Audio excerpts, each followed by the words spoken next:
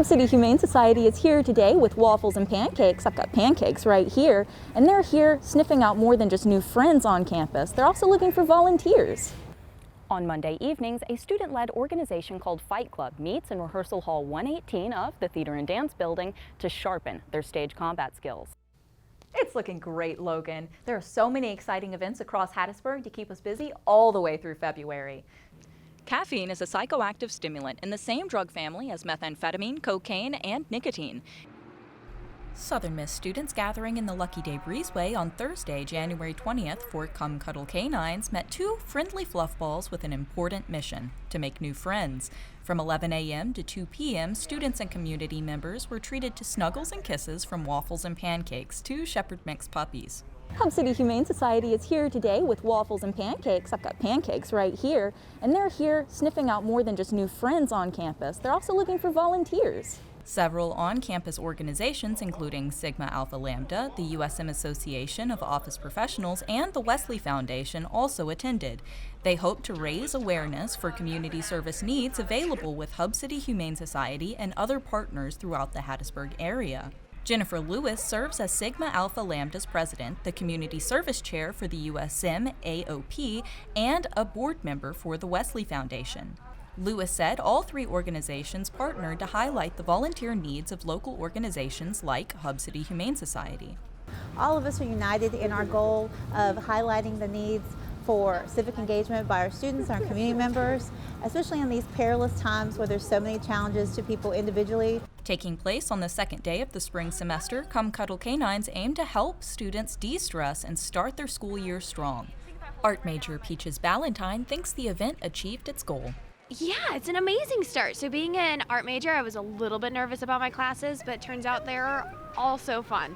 Lots of good energy, good people, good professors. I adore them all. It's good vibes. This is Sarah Kofman for Southern Miss TV. Stage combat must perform two opposing tasks simultaneously, feeling dangerous to the audience while being completely safe for the cast and crew. To achieve these clashing goals, actors must rehearse throwing and receiving realistic punches and kicks without inflicting harm on themselves or their fight partners. On Monday evenings, a student-led organization called Fight Club meets in Rehearsal Hall 118 of the Theater and Dance Building to sharpen their stage combat skills. They practice imposing fight moves like uppercuts and heel strikes while intently monitoring how and where they impact and, in most cases, intentionally miss their partners.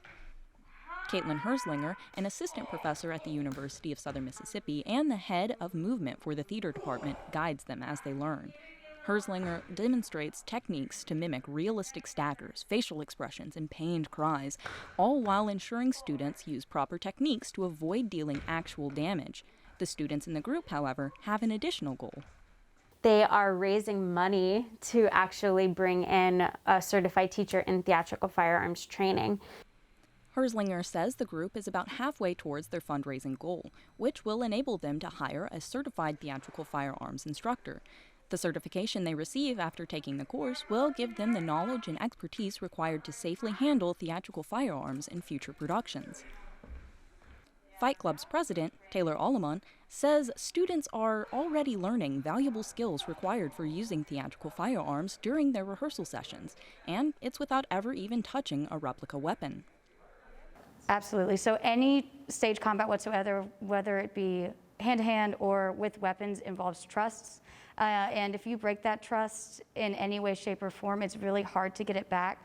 And that's with any weapon that we ever use. So learning unarmed and learning how to build that trust and build that connection and build that relationship helps with any weapon that we are ever going to use. For Southern Miss TV, this is Sarah Kofman.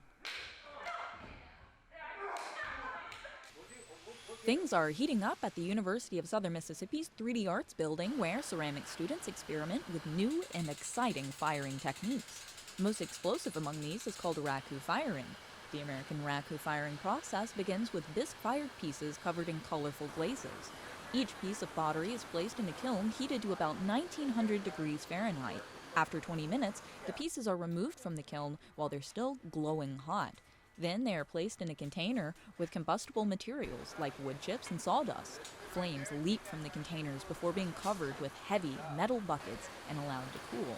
The carbon from the fire sticks to the ceramic pieces and their glazes, causing a chemical reaction that creates swirling, speckled, and glossy patterns. Ceramics professor Alan Chin believes experimenting with a variety of ceramic techniques is invaluable for budding artists. Like this thought of in the art side, in general, you're into experimentation, lots of risk, going for failure, basically. Through the process, students learn a vital skill for creating engaging art, taking risks. While the occasional failure can dampen spirits, successful raku firing produces fascinating colors, patterns, and textures that cannot be achieved without a willingness to take the gamble.